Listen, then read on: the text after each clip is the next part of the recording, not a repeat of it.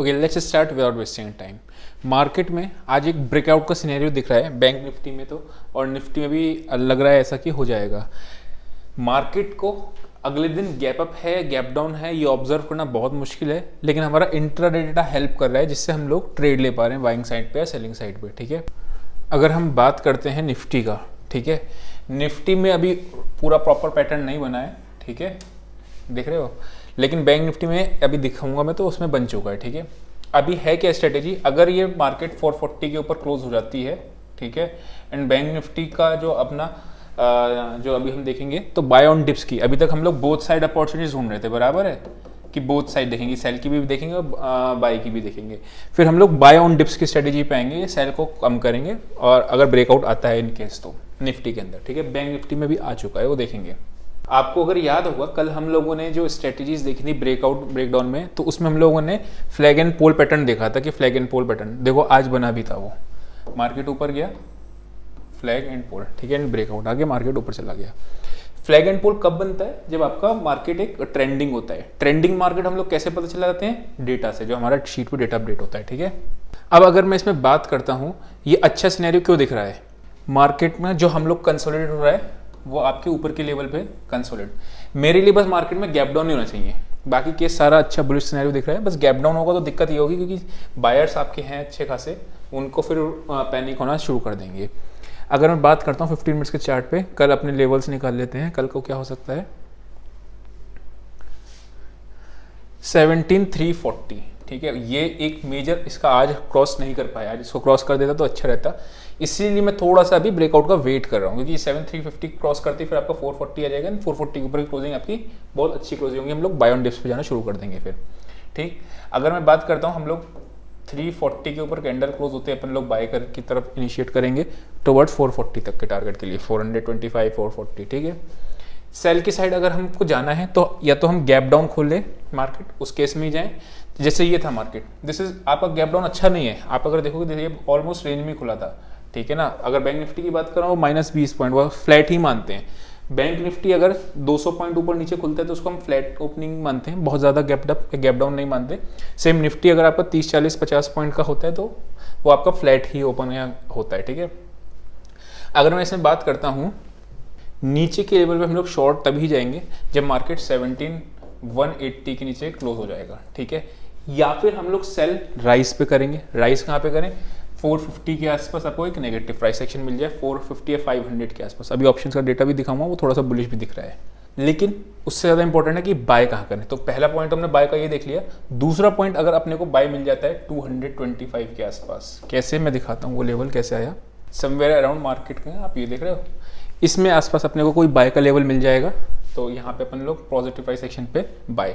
देखो positive price action का मतलब ये नहीं होता कि मार्केट गिरता हुआ आ रहा है और लेवल पे टच करते हैं। ठीक है, एक आपको कैंडल एटलीस्ट 15 मिनट की दिख जाए पॉजिटिव, तब आप उस पर जा सकते हो। ठीक है, इसकी ऑप्शन जिन पे चलते हैं तो डेटा को भी एनालिटिक्स कर लेते हैं।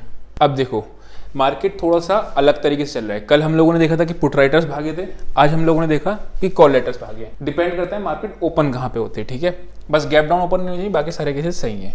17,300 का स्ट्रेडल पड़ा हुआ है, 20 लाख कॉल्स आपकी ऐड हुई हैं।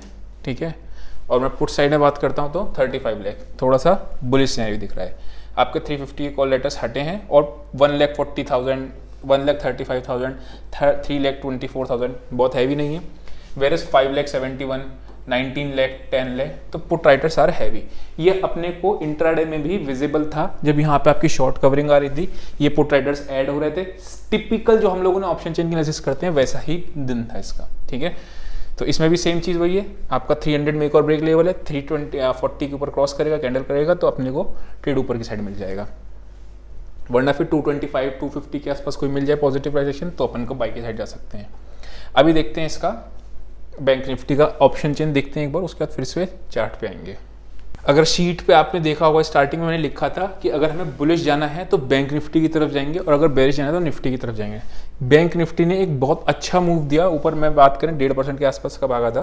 ठीक है, सरप्राइज क्या था, लोग सोच रहे थे कि HDFC बैंक लेके जाएगा मार्केट के ऊपर, HDFC बैंक 4-5% भागेगा, रिजल्ट बहुत अच्छे थे, वो नहीं हुआ ऑलरेडी क्योंकि फ्राइडे को चल चुका था। इसमें अगर इमीडिएट हर्डल आ रहा है तो कहाँ आ रहा है, आप ध्यान से देखो 9 लाख कॉल्स ऐड हुई हैं 40,000 पे, और पुट्स भी आपकी 8,51,000 ऐड हुई हैं। कॉल राइटिंग कितना है? 3 लाख, 1 लाख माइनस मतलब अनकवर हुआ है 2 लाख, 3 लाख। पुट राइटर्स का अमाउंट देखो 596, 10 लाख, 988, ठीक है।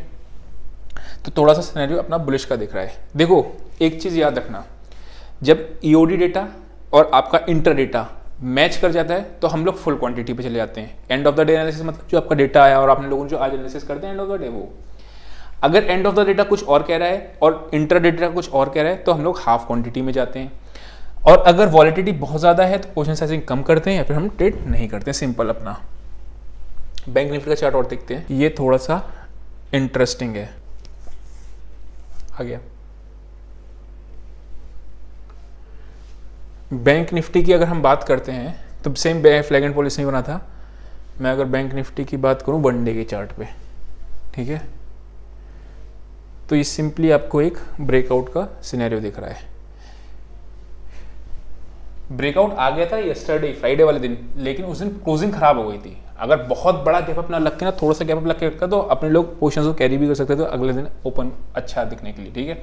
मार्केट नीचे आया, ऊपर गया, फ्लैग एंड पोल बनाया, यहाँ पे इसने आपका नेगेटिव साइन दिया, लेकिन आज मॉर्निंग में खुलते ही इसी के आसपास समवेयर अराउंड 39,200 के आसपास जो था लेवल हमारा, चार डेटा शीट पर आप देख लेना, वहाँ पे सपोर्ट लेवल भी था वो, ठीक है। वहाँ से मार्केट आपका वन साइडेड ऊपर भागता रहा। सेलिंग का बीच बीच में लगा था, लेकिन प्राइस एक्शन नेगेटिव नहीं था अगर आप देखोगे ध्यान से। तो यहाँ पे कहीं पे भी ऐसी जगह नहीं लग रहा था कि मार्केट एक बड़ा फॉल आ सकता है। इस जगह पे थोड़ा सा आपका 5 मिनट्स के चार्ट पे दिख रहा था, लेकिन फिर भी डेटा अपना स्ट्रॉन्ग ही था, मार्केट ऊपर ही गया, ठीक।